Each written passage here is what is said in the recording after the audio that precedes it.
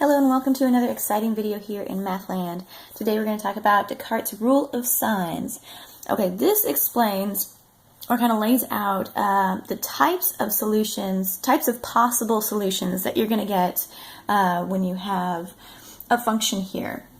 So we've got p of x equals x to the fourth plus 4x cubed minus 3x squared plus 2x minus 6.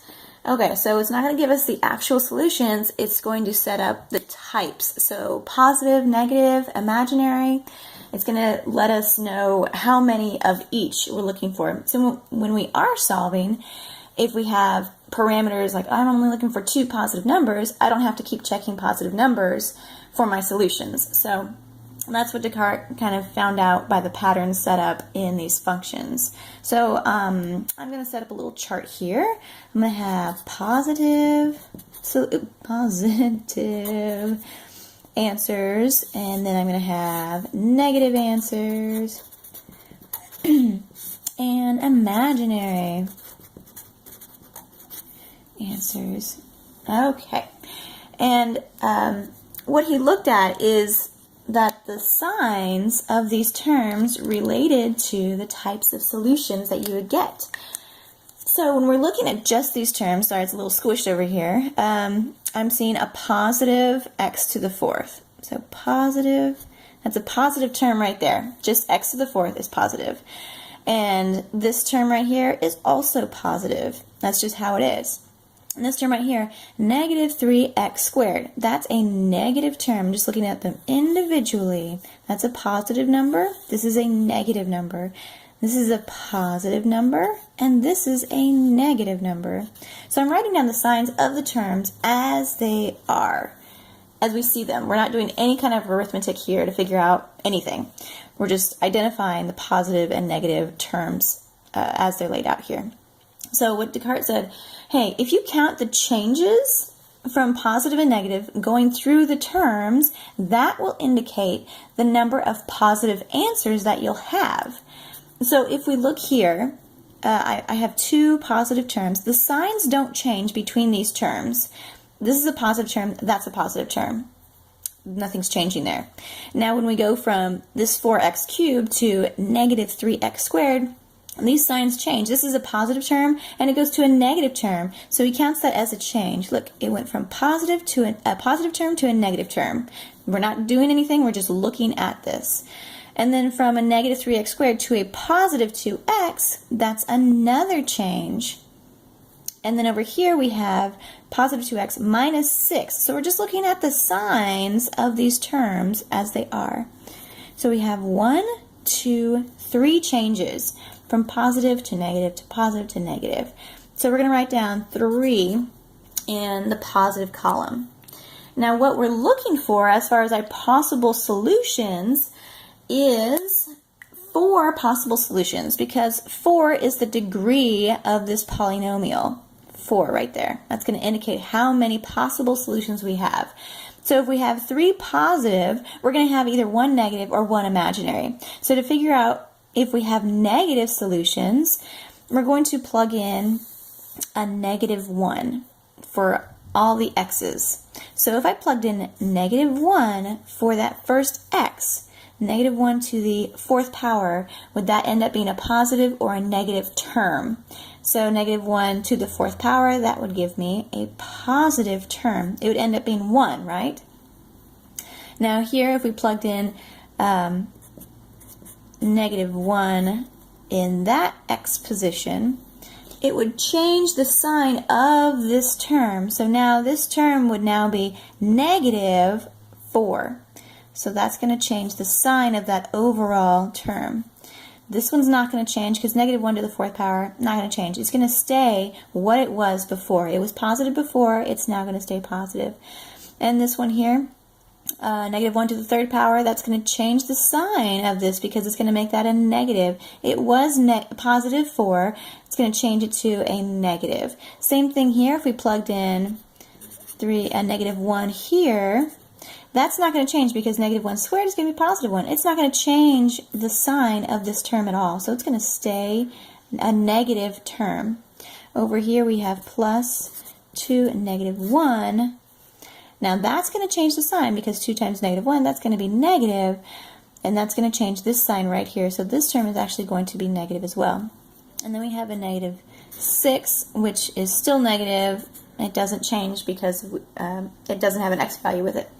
So we count the changes here. So I went from a positive term to a negative term. And they all stay negative from that point on. So we have 1 positive. When we sub negative 1 for all x's. Okay, that's going to determine how many negative possible answers we can have. Okay, so now going through the row here, I have 3 positive, 1 negative. I need 4 total, so it looks like I have 4. I'm going to have 0 imaginary.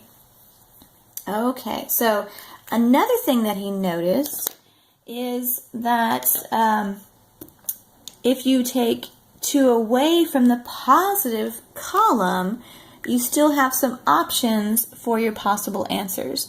So if we have a number greater than, or 2 or greater, we're going to subtract 2 from it. So this is our little thought bubble. Boop, boop, boop.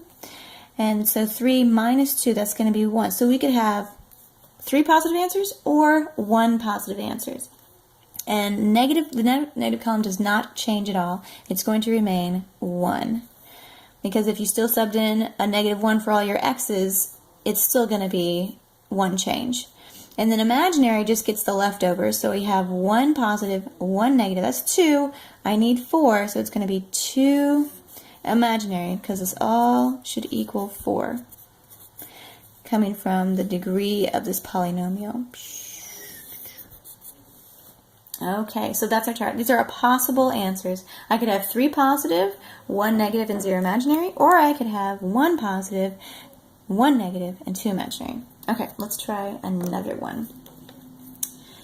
Okay, what do we have here? Let's do this guy here. I've got x to the 7th minus x to the 6th plus 2x cubed minus 7x plus 1. Oh, let's do p of x equals that. Okay. So I've got some terms here. I am missing a term. I'm missing my x squared term, but don't add it as 0x. Don't add the missing terms. We're just looking at it as is. So I'm going to set up my chart. Positive, negative, and imaginary possible answers here. Okay, I'm just looking at my terms here. Are they positive or are they negative? So let's see. This term, as it stands, is a positive term. It's a positive x to the 7th. This is a negative term, negative x to the 6th. This is a positive term, plus 2x cubed. This is a negative term, negative 7x, and a positive 1. So I'm just looking at my terms as they are. Okay, just the terms as they stand. They are positive and they are negative terms. Okay, so we're going to count how many changes there are. I have 1, 2, 3, 4 changes. So I'm going to put that in the positive column. Okay, I'm looking for 7 total, so this row should equal 7. So when I plug in a negative 1 there, for all the x values, let's see if those terms change. So a negative 1 to the 7th, that's going to change it from a positive term to a negative term. And this one minus negative 1 to the 6th, that's not going to change it. It's going to end up being positive 1. So this is going to remain a negative term because the sign in front of it is just going to stay the same. Then plus 2 times negative 1 to the 3rd power, that's going to change it. It's going to be negative 1. And that's going to be negative 1 times 2. So that's going to change that as well. And then negative 7 times negative 1. That's going to change that one. It's going to be negative 7 with a negative in front of it. That's going to be positive. And then the plus 1 is going to remain positive. Okay, so just the terms as they are, I have one change from negative terms to positive terms. So I just have 1. And then my leftovers go in the imaginary column here. So I have 4 plus 1, that's 5. I need to get to 7, so that's 2 imaginary. Now, just like we said up here, if we have a number 2 or greater, we're going to subtract 2 here. So instead of the possibility of having 4 positive numbers, we're now going to have 2 possible numbers. And the negatives don't change. So it's not always 1, but in this case it is. So I have 2 positive, 1 negative, and the leftovers go here. That's 3. I need 4 to equal 7. And then it's still 2 or greater, so I'm still going to subtract 2 from the last round there. So 2 minus 2, that's 0. I could have 0 positive numbers, 1 negative number, and then 6 imaginary numbers. That still equals 7. So you can keep going as far as you can until you get to 0 right here, until you can't take away 2 anymore. And that would conclude your possible positive, negative, or imaginary answers for that. So that's it. Enjoy!